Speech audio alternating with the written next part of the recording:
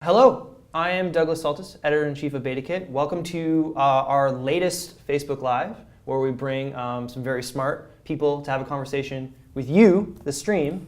Those people will be announced now. We have, to my left, Jordan Prokopi. Crushed the name. Got it. Did it. We practiced beforehand. That's why the stream started a little bit late. She's the Director of Cybersecurity and Privacy at PwC, where we happen to be hosting this Facebook Live. A little bit different than our normal environment. In the post-production to the green screen, we're going to be adding some cool graphics. So if you're not seeing them now, just like wait a bit, and we'll have like lasers, sharks, maybe Paris will go by, a little topical for the conversation today. And then to Jordan's left, we have Eric Davis, VP of Product at Sampler. Why are these people here today? Why? What are we talking about? You probably know because you saw all the promotion we did beforehand, or you have a deep, abiding desire to learn about the four most dangerous letters in tech today. GDPR, General Data Protection Regulation. What does that mean? I have no idea. That's why these people are here to answer our questions. If you have a question, I've seen some comments in the chat, just post them right there. We'll get them answered, but we have a pretty robust conversation today about GDPR. Not only like what you need to know before May 25th, which is when the regulation drops and is enacted, but what you can be kind of doing before and after to turn that into a little bit more of a win than a compliance checklist. But maybe, Jordan, we want to start with you just like high level for people maybe joining in. Their CEO was like, hey, there's a GDPR Facebook Live on BetaKit. You go take notes. What is GDPR at the high level, and then let's get into the detailed stuff. So you spelled it right, so that's a good thing. Sometimes we often hear GDRP, but it is the GDPR, which is the General Data Protection Regulation. Now this is probably the toughest privacy legislation to come out to date, or at least over the past couple of decades, and comes out in 25 days. And it, May 1st. Yeah, May 1st, 25 days. So it is seen as one of the strictest privacy laws that's out there, and essentially it is really the intent behind it is twofold. One is to increase the rights with respect to how individuals' data is being protected, and the other is to create some sort of uniform data protection across Europe. And it is creating some onerous requirements that sort of range in a number of different areas. We've got required sort of data mapping, so you have to understand what data you have, where it's located, how it's flowing sort of into and out of your organization. Requirements around overall doing data protection impact assessments, privacy by design, things of that nature. But the reason why so many Canadian companies are taking it seriously is because it's an expanded scope. So it applies to B2B companies, B2C companies. It even includes an expanded definition of what is personal data. So IP address is now caught within the scope of the Act. There's extraterritorial reach, so it also applies, outside of Canada. You don't have to have a physical presence in the EU in order for it to apply. Yeah. Which is probably one of the biggest reasons why we're doing this, right? Because there's BetaKit is a Canadian startup and innovation publication. Why are we doing something on GDPR? Because everyone who reads BetaKit will be affected by this in some way, and understanding how you're affected and what you need to do about it, I think, is probably one of the most important value adds that we can provide as a publication. I want to maybe just go back up to that top of what your general perception of this has been in Canada from people responding to it, other than getting the letters in the wrong order. Because you wrote a really great piece on BetaKit on getting ready for GDPR, which we're going to reference. I'll drop the link to the article in the comments for the stream. But you basically said that the web of responsibility, all those requirements and the impact of the requirements from GDPR are greater than most Canadian tech companies are currently prepared for now or aware of. That article went up, I think, a month or so ago. Has anything changed, or do you think like maybe some of the people in the stream, they're just hearing about this for the first time right now, May 1st? So I think that there's a range. I mean, we've got Eric here today because I think Sampler has taken a different approach. I mean, December, it sounded like you guys really kick-started. Yeah, was that been a solid initial? 6 months, that we've been working on it. Yeah. Was it prompted internally or through customers? Through customers. I mean, we have an increasing number of European customers. L'Oreal made an investment in us, which we announced last year, and we're working with a lot of their companies, their brands. But also we have, it's just an area of focus for us. So to the extent that we capture consumer data and customer data from these these activities, we are subject to the GDPR, and we had to be ready. So that's a pretty direct prompting from your customers being like, hey, are you guys ready for this? I'm like, oh yes, we are. Let's go check and make sure that. I think first we just froze and just looked at each other sideways, and then we got off the call and did a little research and figured it out. Yeah, it's like, is GDPR the one below Premier League? Like, what are they talking about? But that I think that's the most like direct way that people would be getting engaged with. But as you said, anyone who's dealing with. I actually think we had some great examples in the article. So if you're a Canadian marketing agency providing programmatic ad buys to EU residents, if you have HR scheduling provider with EU-based customers, if you are using like machine learning or big data or deep learning at all, where that data was originally coming from, there is a huge AI push and narrative in Canada right now. I guess, is this broadly paying attention to the data? Or actually, hold that question. I want to go back to just what you've been seeing in terms of people coming to PwC, talking about this, freaking out. Yeah. So a range of different approaches. We've got those that have taken a bit more of a proactive approach. Some that just did the wait and see approach, which was, this can't actually be happening. We don't have to worry about it. And then all of a sudden, 25 days before it's happening, we're getting the frantic phone calls. We don't know anything about it. What do we do? But I think that a lot of the questions that we're getting from our tech clients are actually, similar to what Eric had said. They're getting calls from their customers saying, what are you doing about GDPR?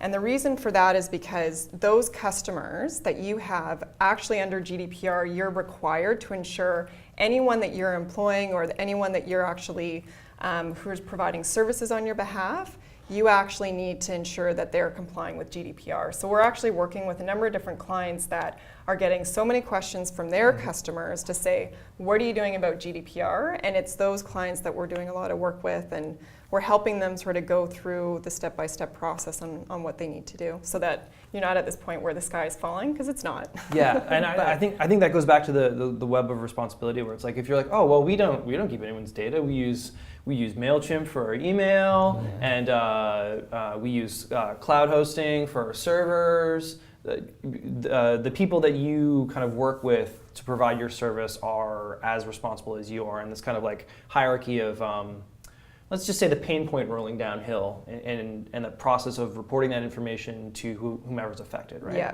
Okay. Yeah. I think that, the move that I think most companies have made, and especially startups, right? Because we don't have big IT groups that are buying our software for us and making corporate decisions. We tend to be very much, well, we need a tool to do a job, and we have it do that job. But with cloud services, you don't know where they're hosting. So how do you know whether you're compliant with EU data export regulations under GDPR, for example? And so the process, part of our process was looking at every place we might have consumer data or customer data, EU data that is subject to it, and finding out where they're hosting, right? Where is our trouble ticketing system hosted? Because we may have a customer support rep in our organization filing a ticket that may have consumer information. Yeah, just to solve a user problem, they need the data to deal with that. That's hosted on, I'm really old, so I'm going to say Bugzilla. And Bugzilla just happens to be hosting their services for some reason in Romania, which is actually where BetaKit's WordPress provider is. And then you, without even thinking about it, trying to solve customer problems, you've opened up your company to a whole realm of exposure if any of that data gets out. Yeah, that's exactly right. So PwC has provided kind of like a checklist and a step process. So if people are freaking out right now, good. Because we're here to help, and there's a lot of information to provide you, so we can take you down the steps. I want to walk through maybe some of that, like the high-level plan, and we can get into some of the detail. But I just want to go back to you and ask, like, when you kind of had that meeting, and you were like, yeah, let's go back. What was kind of the internally the first motivational process? Because I think we've talked about GDPR before on BetaKit and past Facebook Lives with privacy and things like that, and there's an emotional component or an internal kind of like cultural component to security and compliance as much as it is just kind of following the letter of the law, right? So can you just talk about what that initial response was, and then Yep. maybe later in the Facebook Live we'll get to some of the things that you talked about on Beta Kids Can't Go podcast, where you guys kind of took it next level and turned this compliance thing into a value add Yep. for customers. So I think the first thing in dealing with customers is separating the truth from the fiction around this, right? Because the fact is that even though we have European customers, the people that we're working with, while they may have, they have had training on GDPR, may not have all their facts right. So trying to figure out, is this request coming from a customer a real obligation under GDPR, or is it something that, a manager or a director misunderstood or assumed or what have you? So that's the first thing, is just trying to ground on a set of facts as to what GDPR actually requires. That requires some research on our part and a lot of reading, but also consultation with our counsel, right? So we sat down and said, okay, we have this request. These are the types of questions that are coming back. So initially you're just triaging, right? And just trying to say, okay, well, what are we actually obligated for? A good example of this, early on we got a lot of questions about data export. We're hosted at AWS, as a lot of small tech companies are, and large tech companies. We're hosted in a node in Virginia, in their eastern node, and data export is a problem under the EU. Well, in fact, there's a sort of grandfathering legislation called Privacy Shield that allows individual companies within the US to be GDPR compliant. AWS is. There's really no problem. But what comes back from a customer is, you're hosted in the US, that won't be GDPR compliant, right? And so trying to separate that statement, which is not necessarily fully cognizant of all of the regulation from what you actually have to do is the first challenge. So once that triaging's done, we took a systematic approach like PwC outlines, right? So we took a checklist and we just started working through step by step. Let's do the data mapping. What data do we hold where, right? Now we understand it, under what aspect of the law are we holding it, right? Are we holding it under consent? Are we holding it to fulfill an obligation, right? So doing that data mapping is the first thing, because you can't really assess what your risk is and what you have to do until you've actually figured out what data do we hold where. Understanding your business from a data perspective and just everything. Okay, before we get it further into steps, I want to just go back on some of what you were talking about off the top in terms of when you were going through that process. Did you find that you were, I don't want to say fake news, but being inundated with a lot of people who kind of only knew half of the details when it came to what the actual regulation was going to be and its implications? Absolutely. And look, I mean, most of the things that were being said were true, but without full context or without specifics. And so just trying to kind of narrow in on what the specific obligations are that relate to your business is pretty critical. Because they probably hadn't done the deep dive themselves to fully understand what's going on. Okay. And it's nuanced, right? Like the big thing about the GDPR is that it's that extraterritorial impact. And so even though you don't have a physical presence, you still may be subject to GDPR. And so it's really trying to figure out, as a Canadian company, where does GDPR actually get triggered for you? It's pretty complex. There's different ways that you can function under the law. You can be a data controller, where you actually can at least have some direction over the purpose and means for which you're processing the data, or you can be a data processor, where you're just exclusively processing the data on behalf of a data controller. Yep. And so trying to figure out, okay, where do we have EU data? How is GDPR actually triggered for us as a data controller versus a data processor? And then those sort of responsibilities are going to differ depending on how you function under the law. So for us, it's not, and I hate this because consultants say it all the time, but you don't want to boil the ocean. So if you take a bit of a tactical approach and understand, okay, where is GDPR actually triggered for us? What's the real risk to us? And then basically taking a tactical approach to address that risk to a level that makes the most sense to you. Okay.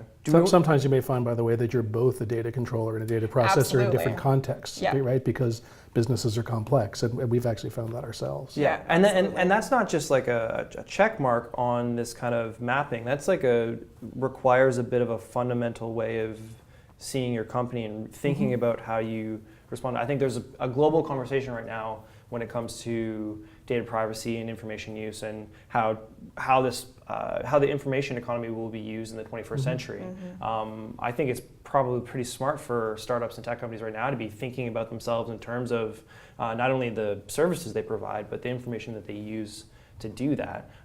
You had mentioned risks. Yeah. Do we want to talk about risks? Because I think at the high level, that when because some of the fears, some of the pain points for lack of compliance are pretty high for GDPR. Yeah. Or do you want to talk about, I think before we started, one of the most interesting things that you said were, initially there was this perception that like every company's different, they have their own special way of doing things, but you were finding in speaking with them that they kind of fell into some very common buckets. Yeah. Do we want to talk buckets first, or? Yeah, so let's talk about the risk and then we can talk about the buckets, because I think the way that you approach GDPR is going to be based on what you actually see your real risks as. And so, what you'll typically hear is, fines upwards of 4% of a company's global annual revenue, or 20 million euros, whichever is higher. So that's where everyone says, oh my God, the sky's falling. So there's that, the financial risk, there's risk for potential class action lawsuits, there's reputational risk in the event that there's a breach, there's regulator risk if you're talking about regulator investigation, potential audits. They can actually compel you to delete your databases as well if you're found in non-compliance. So there's all these risks that are out there, and what I'd say though, when we look at companies that are Canadian based, what we're seeing, like where the real risk exposure is, one, in the event that you have a breach. Because if in the event of a breach, you've got to let your customers know. There's 72-hour notification requirements under the GDPR. So you have to notify to the regulator. So is that a breach on your side, or breaches the service providers that you're using that might be holding customer data? Like how does that cascade effect? So using Beta as an example, if MailChimp gets breached, do we have 72 hours on top of the 72 hours they have to tell us that they were breached? So MailChimp needs to tell you as soon as possible. So as soon as they find out about the incident, you as the data controller have 72 hours to then notify to the regulator. And there's different notification requirements, but that sort of highlights the need to have a really good breach management process in place, and plus good communication with who are your service providers, and is there clarity around the service provider's responsibility when it comes to overall breach. So from my perspective, breach is where you're going to have a big risk, because that's when you're going to have notifications, you could be out in the news, it could have an impact to your customers, they see that you've been breached. So breach is one area. The other area is in the event that you can't actually respond to a data subject's request to delete or access the information, or actually port that information from sort of one company to the next. Then you can get complaints. They can put the complaint over to a law firm, or it could actually go to the regulator. That's where another potential risk is going to be.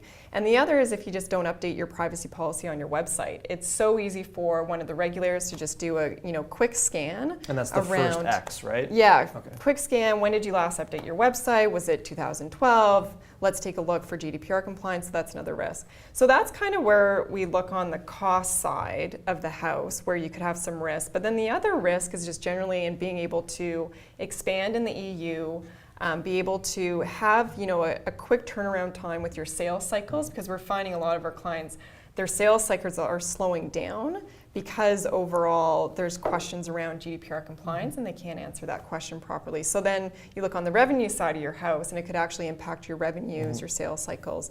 And so that's a bit of our perspective with the tech companies that we've worked with, where we see some of the real risk. And so based on that, we provide some recommendations. And we've been doing tons of assessments. We've been doing it for a year and a half now. And what we're finding is that tech companies typically have about 5 areas that they need to be focusing on for GDPR, and based on that risk profile that I talked about. So one is get that Article 30 register processing activities, that data mapping. Understand what data you have, where it's located, how it flows across border, who you're sharing that information with, because at a very minimum start, that'll help you scope out GDPR impact, but it also helps you meet your Article 30 requirements under the GDPR, which is great. So that's one area. Most may have piecemeal data flows kind of everywhere, but it's really about putting it into that Article 30 register, so you've got that documented if there's any concern. That's the break in case of emergency box, right? Yeah, okay. Yeah, exactly. Which you want built before the emergency happens. Yeah, okay. Yeah, absolutely. So there's that piece. I mean, the other is overall developing out what we call a paper shield, so just some very core documents to help support meeting requirements under the GDPR. Things like analyzing whether or not you need to have a data protection officer and documenting that analysis. getting your breach management process documented and in place and sort of exercised. Understanding your process on how are you going to allow your customers or even your customers' customers to access their data through your app or whatever you're using in order to fulfill those rights to request access or delete the information. So what's your process, and document that overall process. And then that can be a bit of a beyond even understanding what you need to supply. That can be a technical lift even. I mean, most systems are built by startups to capture data, not to export them. So maybe this is a good transition to just even go into,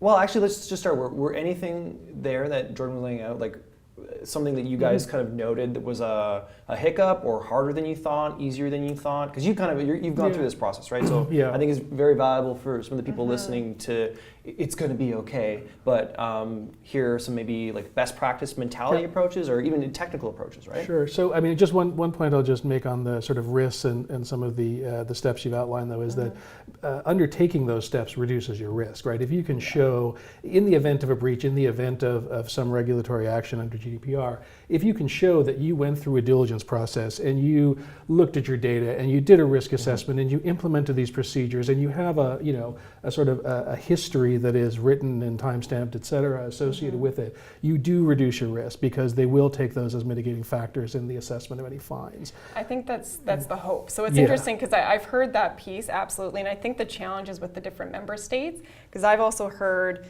French DPA, Dutch DPA saying, we don't care where you're at. We want you to be fully compliant. You've had 5 years to do this. We want to see you fully compliant by May 25th. So I've seen both approaches, but I agree. I think at a basic level, you want to make sure that you can demonstrate some due diligence, that you've got a plan in place.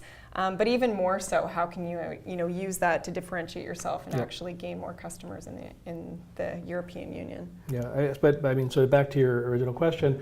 I mean, I think one of the things that's kind of clarifying about the regulation, when you're in a startup, right, especially, and I'll talk from the startup experience, there's always more possible work you can do than you have resources to do. That's just the nature of a startup. And usually those things are burning, so they're telling you that they're directly in front of you. Everything has to be done yesterday. And I joke sometimes internally that when we're planning a sprint, the only question that management is our work cycle for those who aren't in development, 2-week work cycle. The only question that's really relevant is, what can I live without for 2 more weeks, right? If the answer is, this, then it doesn't get done this sprint. Yeah. And, unfortunately, because we are revenue driven, we are, focused on all of the things we absolutely need to do to move the business to the next level. Security can take a back seat. It's very easy to say, we'll do that next sprint, and to keep doing that. And I think a lot of startups are in this position where, some of the best practices stuff can fall to the wayside as you're just trying to move the business to the next level. Sometimes you start that way and keep going long beyond it, like Facebook did, right? Where they may have had a good excuse 10 years ago, but not so much anymore. There are companies that still see themselves as if they started out of a dorm room, and then there are companies that are maybe still kind of in the garage, but everyone's liable in this instance, right? So, but as you were saying, you just touched upon something like in terms of the sprints and the decision-making factor. We've got some submitted questions here. I think I can try and tie it together because we've done things on security before and how internally, there's this dichotomy between the value of being the person that ships product and finishes those sprints and gets all of their tickets done versus the people that catch mistakes and the shame that can kind of be related to that. And then I think for a lot of what we're talking about here is the third even middle ground that's kind of less interesting, where it's processes. It's not even, you fix the security breach. You're just documenting what you should do in case of security breach, which for young startups and internal development culture, it isn't compelling. They're not looking to make their name on how they became GDPR compliant. Maybe that'll change in 6 months when we see a few companies fined. But can you speak to, and the question here, submitted like who should be taking the lead on the GDPR activities. IT team, legal, HR. Who's point person on this? Obviously, you're coming in as like a VP of product. Yep. There's technical integrations. Were you lead on this, or were you just lead from the technical side? I've been lead from the technical side, and we've had from CEO on down, right? So it has like everyone on the management team has been directly involved in this. I actually, for example, cannot be our data protection officer because I'm responsible for implementing it, and I think that's one of the things that was a learning for us, is that you think the person who's closest to how you're actually implementing it should be the data protection officer, but actually we've put that into an operations role because it is about process, it is about oversight of product, and because they don't have the people implementing it reporting up to them. And so that was a sort of an organizational decision we made on advice of counsel, but that's Cool. was pretty key. And that shifts that kind of cultural divide too, where you have the people who see themselves engineers as builders fundamentally are separate from the people who on operations process side are like this machine's got to be humming. So I think that's smart. Was there anything else in that step process where you saw maybe hiccups or other surprises that you weren't expecting? I think so. The other thing, hiccups not so much. Once you've done the diligence, once you've mapped everything out, and once you've gone through the checklist, we started with, okay, where are we today? What are the recommendations to compliance, and then what is the path to achieve it, right? It's a really straightforward process, but that's essentially how we approached it. I think the thing that was most surprising was just not actually the places where it was hard, but the places it presented opportunity. And I think that was, pleasantly surprising as we started to dig through it. So, a good example, which we touched on already, is this, the definition of data controllers and data processes, right? So forget technical opportunity, forget product opportunity. The language that people are talking about consumer data in has changed. A year ago, we were talking about data ownership. We weren't talking about control and processing. And discussions of data ownership, especially from small startups to large customers, enterprise customers, were often fraught. It's a hard conversation to have with a customer when you are 20, 30, 50 people and your customer is 50,000 globally, that you should own data, right? And those are the discussions that startups were often having. We've been able to flip the conversation with GDPR, and customers are very amenable to it, that it's really not about ownership. It's about it's consumer ultimately owns their data, right? And this is about who has control over it and who can use it, and under what aspects of the regulation they can use it under. Is this a consent model, which of course I think most of this is going to. Consumers have directly said, you can use it for these purposes.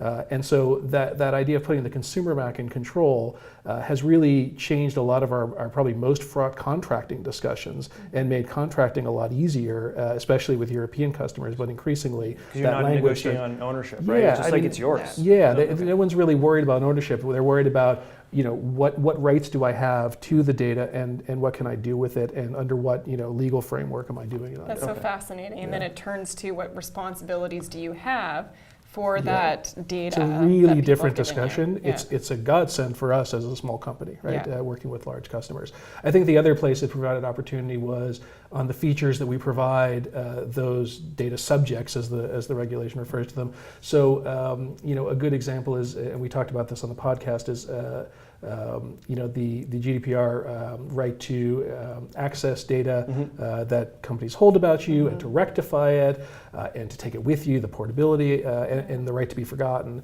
And that was actually a great area for us to spend some time actually improving our product feature set, where before we were collecting a lot of data, but we really weren't telling the people who we were collecting it on what we had. We used it to do things, and they knew what we used it for, but they couldn't see it, they couldn't change it if there was an issue that was a problem. As part of our GDPR compliance activity, we're providing a suite of new features, especially for consumers, which is the bulk of, I think, our risk, because we have small number of customers, large number of consumers. Right. And that's a big technical lift for some companies, right? Because traditionally, and I want to go back to the cultural elements of what you're talking about and how you're able to sell in this new value proposition, which 2 years ago would have been seen as like a limiting factor. But if you're talking about building in capabilities into databases to present data that might never have been designed to be queried in any way, or only like pulled once by the platform or the service to utilize the information, and now it's like a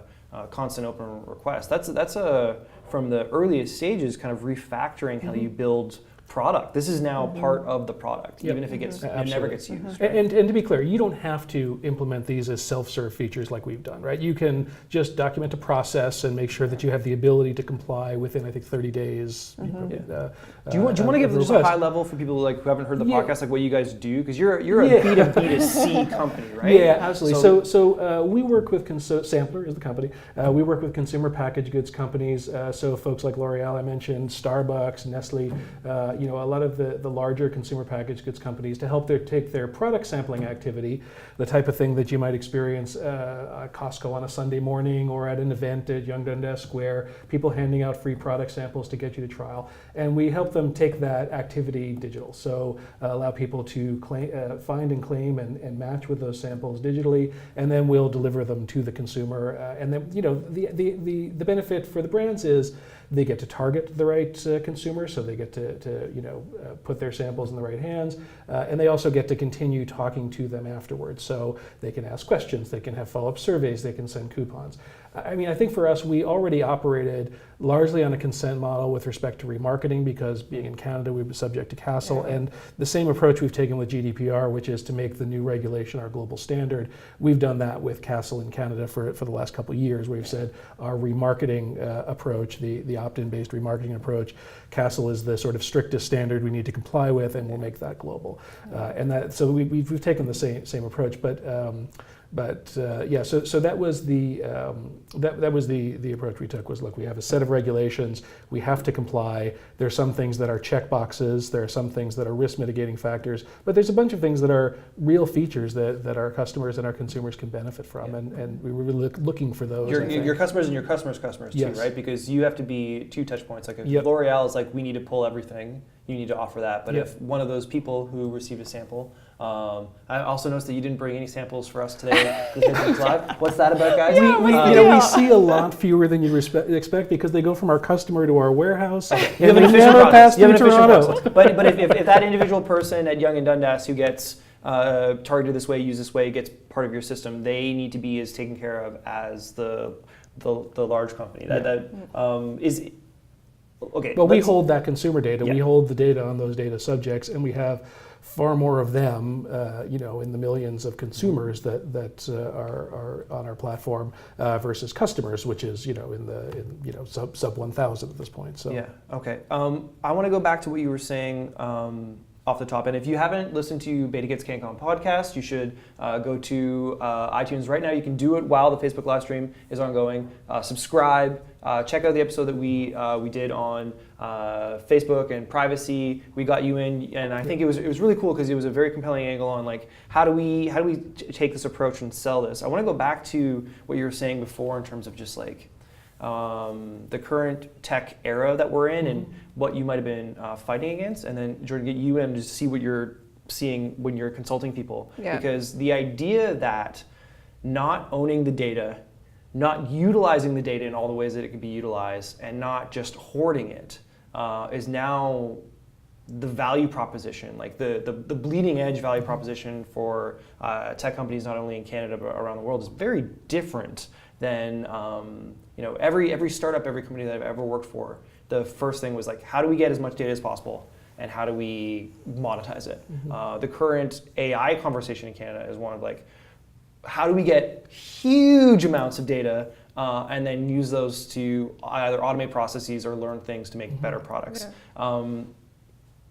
Obviously, the Sampler team is a little bit ahead of the curve when it comes to messaging that out of need for customers. But when you're consulting across PwC with all the people that you're reaching, is there even an awareness that is kind of the new reality that we're living in I guess, a post-dramatic data breach kind of world? Yeah, so I'd say absolutely. And I think our clients are taking one of two approaches. One is We just want to do what's the bare minimum so that we can respond to our clients' requests or just take this sort of pure compliance-based approach. But what I'd say is the more strategic clients that we have are, I think, similar to what Eric was talking about, using it as an opportunity to actually, take a more strategic approach to the way that they're handling data. And I say that because you look at, by providing customers or data subjects with control over the data that they have, including through being able to access it, delete what information that they want deleted.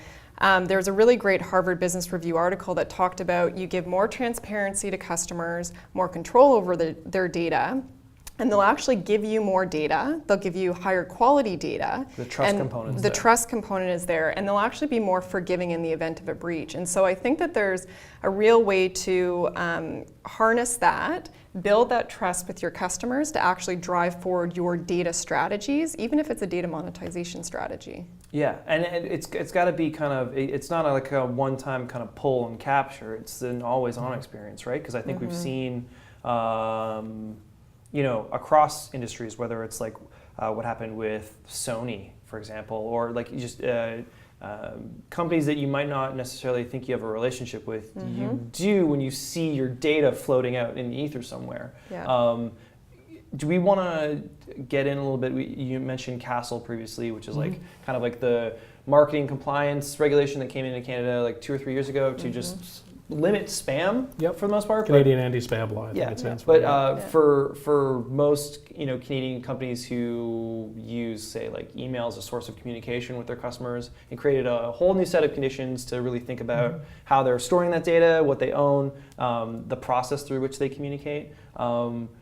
Obviously, GDPR affects any Canadian company that, we're all on one globe. So what the EU decides affects us with the internet. But are you expecting similar regulation to drop in Canada with like PIPEDA or things like that? Like what's on there? If someone's heard this and they're like, we're definitely going to do the bare minimum possible. We're going to do it May 24th. And because we haven't yet gone global, stay tuned for a future Facebook Live with PwC, we're not worried about any EU stuff because we still host all of our servers in the basement. When does the Canadian version of this regulation drop, and will it be significantly different? So it's a great question. So under the GDPR, in order for continued data flows to happen between the EU and Canada, our Canadian legislation needs to be deemed what's called adequate under the GDPR. Right now, we're going to be grandfathered in. So PIPEDA, which is the Canadian private sector. PIPEDA, tomato, I don't know. There we go. We learn something new every day on our streams. Yeah, it depends, I guess, on where you're from. But in any case, our legislation needs to be deemed similar and adequate under the legislation. It will be grandfathered in, but it is expected in 2019 that the EU Commission is actually going to revisit our adequacy standing. And right now, PIPEDA does not meet the requirements under the GDPR. In anticipation of that, the ETHI Committee has come out and made recommendations to Parliament around updating PIPEDA. And the title is Updates to PIPEDA to reflect a privacy by design approach. And so we know where it's going. And essentially what's been proposed is essentially a GDPR light. And so to some degree we'll see things like right to be forgotten included in there, more enforcement powers for the Privacy Commissioner in Canada. And so we will see our legislation updated, I expect, within the next kind of year, 2 years, maybe 3 years. And I think what's so fascinating about the GDPR is precisely this whole extraterritorial reach, which is very new. And I mean, for continued trade to happen across borders, and that ultimately involves the free flow of trade of personal data, or at least the flow of that data. Goods, services, and data. Yeah, exactly. It's impacting the entire globe. And so even heard Hong Kong's coming up with some public policy decisions around meeting GDPR requirements, because I think they're one of their biggest trading partners is the EU. And so when we look at just the impact of the GDPR, we're talking about impact to trade, because trade is so tied to the free flow of personal information. Okay, so this isn't a one-off. This is the new domino effect. There's a sea change here. So I think it even makes it more important for companies out there who have not been as aggressive as, say, Sampler has been as an example, to not just be hitting the bare minimum, but turning that into a value proposition. There was there was a Twitter conversation the other day, I believe it was from Collision, which just started in New Orleans, where they're talking about basically the future of AI means that if companies within 2 years aren't leveraging AI and automation internally at the company, they're going to be losing just by not using it, like market capitalization opportunities, just by not being at that threshold. And I think what we're discussing here is we're going to see companies that if they're not doing the same when it comes to data protection, that trust factor, it's going to be the exact same thing. Like those things actually even go hand in hand. So we're at 42 minutes now. I'm wondering, we got another submitted question, so that's awesome. Maybe do that and then we'll wrap up on any kind of final thoughts, points, resource information. But let's go to this submitted question. So in terms of advertising and tracking visitors to a website. Okay, so this is the best part of the Facebook Live, where we've kind of cracked the nut of the high level thinking, and now people are like, hypothetically, say I know a company who knows a company, just a friend of mine, and they do marketing activities with Google. So in terms of an advertising and tracking visitors to a website, if a company uses Google Analytics tools, would it be the company's responsibility to ensure that the data complies with the new regulation or Google's? So obviously, again, we're talking about like tech companies and startups, but there's just a lot of companies that use digital tools in this information age, goods, services, data. And they are probably really happy to have found this Facebook Live today. Yeah. So can we answer that question in specific and maybe like broaden it out to the high level? Yes, I think is the short answer. So I think overall it's complicated, and I mean, by no means can I provide legal advice, but this is where you want to figure out, are you a data controller, are you a data processor? There's a complex web and ecosystem of data transfers that occurs especially in the context of programmatic advertising. Yes. And in some cases, Google could be both. They could be processing the data on your behalf, but they could also be controlling it because they're also leveraging it in different ways. So I think at the end of the day, if you're collecting any EU resident personal information, which includes things like visits to your web page, the tracking of IP addresses, and then offering some sort of goods or services to them. So if you have a website on the internet, and it's not firewalled like geographically, you're open. And GDPR could apply to, absolutely. And I think what's the tricky part is just working through that. So understanding where's the data being collected, where is it going, what are our partnerships with these different third parties, how are they processing it, and then working through that kind of web of responsibility to figure out, okay, what do we do next? But I would say that GDPR is likely to apply in that context. And I think that just to open it up, and again, I think it's important to say, none of us are providing legal advice, especially me.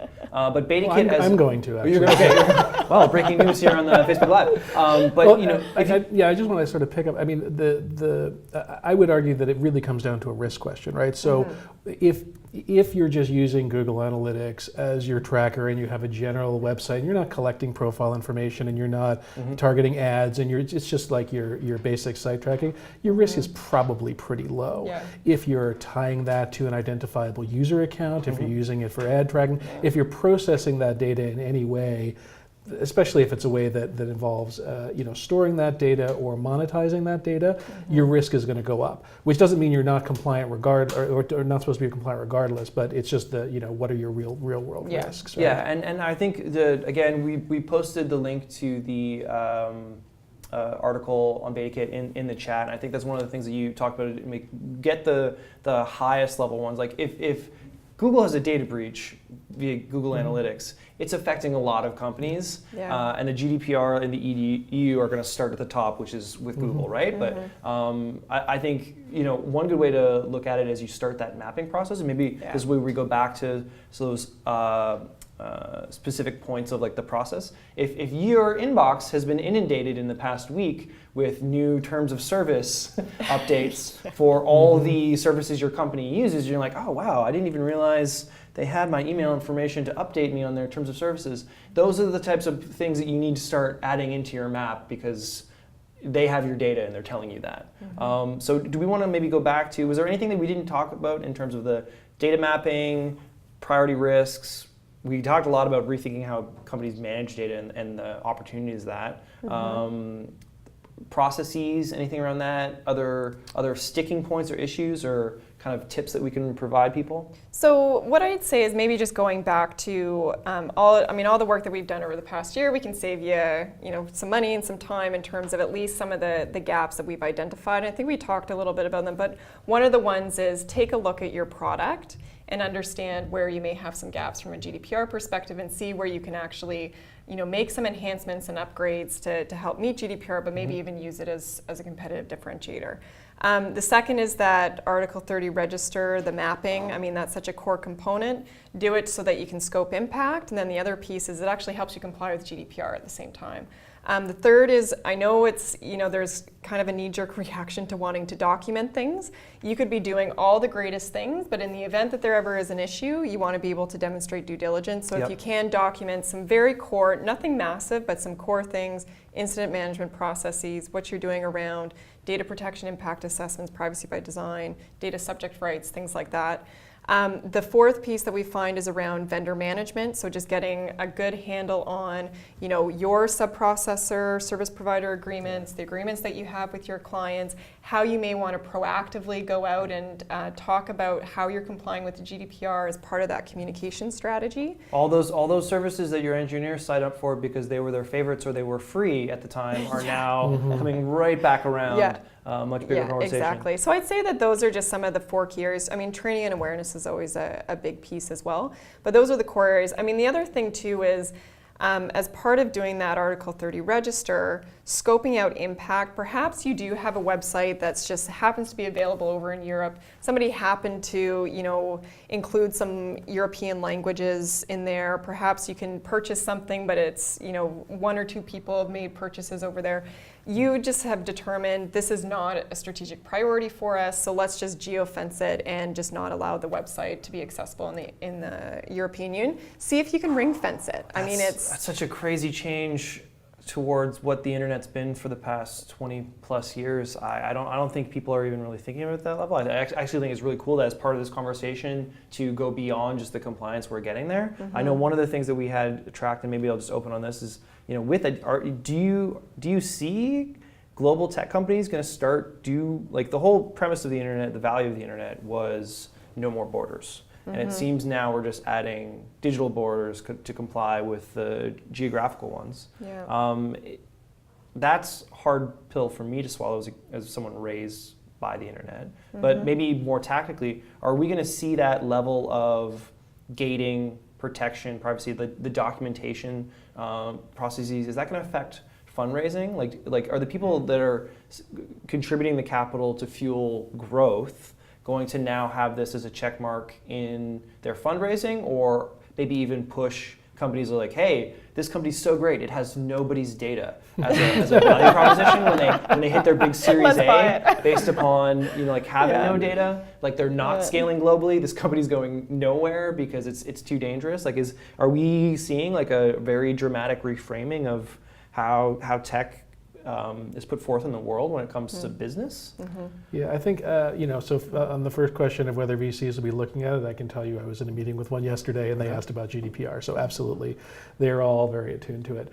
On the question of sort of geofencing and whether, we're now creating these divisions in the world that didn't exist before and what impact that has, I think that's a temporary thing. I think the world is following the EU, and for good reason, right? Because I think we've seen the dark side. How many data breach notifications have we all gotten in the last 12 months, much less 36 months? I mean, we have all had our from data breaches breached. that happened 2 years ago because the companies were slow rolling. Right? And more to come. October or November 1st, we've got mandatory breach reporting in Canada coming. It's weaker than the EU, but it's it's an improvement. So I mean, I think this is the right thing. Yes, there will be some unintended consequences of the legislation. There always are, and yes, it is definitely imposes a business cost to businesses to comply with it. But ultimately, it's the right thing for people who have their data collected. I think just from a basic ethics framework, it's the right thing to comply with it, and we've approached it from that from that angle as well. Yeah. Okay. It's something that we talk about. We're happy to have you as a guest on the CanCon podcast. We should get you on as well. That'd be super awesome to keep that conversation going. It's something that we pound the drum on all the time when it comes, like every data breach. It's like people need to understand that their rights extend to their digital information. I think this conversation was super helpful for all those tech companies out there trying to, make a dent in the universe, to do it in a way that respects the data. The dent is around the data. But maybe I want to close off the final submitted question, because I think this ties it together. We, 2 of the 3 people on this Facebook Live are not offering legal advice. We just discovered. Do you need a lawyer in this situation? Is like step 1, even before the first steps, is like contact your lawyer, get a consultant, have a kind of a guide through this process, or are some of the, like I know PwC even has a tool out there which we've linked to in the article where they can kind of self-assess. Should companies trust that they can do this on their own, or should they have a guide to navigate them through this? I think it doesn't hurt. I wouldn't say. I mean, you look at the situation with Sampler. I mean, you got a bit of support, but then obviously a lot of it was just through your own research and doing the due diligence. So by no means am I promoting that you need to go to a lawyer, you need to go to a consultant. But in some cases, there's you're strapped for resources. You want to be focused on product development and other aspects of your business. Getting someone to come in and just kind of handle it for you, we're starting to get that more and more. Just do it for us. Okay. But what I would say is, there's lots of materials that's out there to help you. What I would say, though, is that there's some aspects that are helpful to get that legal interpretation, particularly around, do you have the lawful basis for processing? Or even have a consultant come in and say, could you be functioning data controller versus a data processor here? Yeah, don't have your summer engineering intern decide that for you. That is not a good look. Yeah, but I think overall, if you want to take a strategic approach to it, then getting that interpretation on where does GDPR actually apply in the context of your business, and then understanding your responsibilities as a result of that. Because in some cases, we've seen some clients that just say, okay, we're just going to comply with GDPR across the board, and you don't necessarily have to do that. Well, and I think you've proven, even if you have support, it can't be outsourced, because this is now core to the business. It absolutely is. I mean, but I would cadence the answer you gave it. I mean, we absolutely used lawyers throughout the process, but they did not drive the process, right? So we drove the process. Yeah. We used them, to get grounded initially. So, okay, we're getting all these questions from customers. What's the reality, to help us sort of do that initial triage? Yeah. And then, multiple steps throughout the process. We have sent, privacy policies in terms of service out for review. We've sent our compliance tracking document, our data mapping, et cetera, all out for review, and have made improvements to that throughout the process to make sure that we're compliant. Yeah. So I don't think you can do it without either a lawyer or a consultant who's got lawyers behind the process that they're putting in place. But I think you're taking a very big risk without having a professional at least provide consultative services. Yeah, and I think the other piece too, you can get the legal interpretation, but I think some support with how do you actually operationalize it in practice is a whole other ballgame. Ownership, leadership internally, right? Yeah. Okay. I think that's a great place to end it. There was way more that we could talk about into the nitty gritty. Maybe we'll do some more follow-up conversations on BetaKit, some more articles. We're going to drop a few more links in with the self-assessment tool, the HBR article. Thank you so much for joining us. Thank you for actually being willing to ask questions, because I know this is the type of thing that no one wants to make it seem like they're not in the know about, but it's very important that you actually act on this information. BetaKit will. Said if BetaKit can do it, you guys can do it. Jordan, Eric, thank you so much for joining us and dropping some knowledge and having an honest conversation about something that's very important. And for all of you who are maybe seeing this post live stream, worry not. Post your question in the comment section. We are going to take this video, the stream. We've got 4 cameras here. We got a whole set. There's still green screening that needs to be done. We'll be skiing through the Swiss Alps. Yeah, we need holograms and things. We're going to add so much to this. When we post this on BetaKit with a write-up article, we can do some work to get any additional questions answered or point a few more links to resources. So if you're just seeing this now, May 1st, you have not yet missed out, because there is at least 24 more days for you to act on this. Until next time, I'm Douglas Saltis. Thank you.